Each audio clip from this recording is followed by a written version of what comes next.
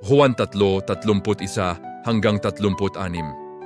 Ang mabuting balita ng Panginoon ayon kay San Juan. Noong panahong iyon, sinabi ni Jesus kay Nicodemo, "Ang mula sa itaas ay dakila sa lahat.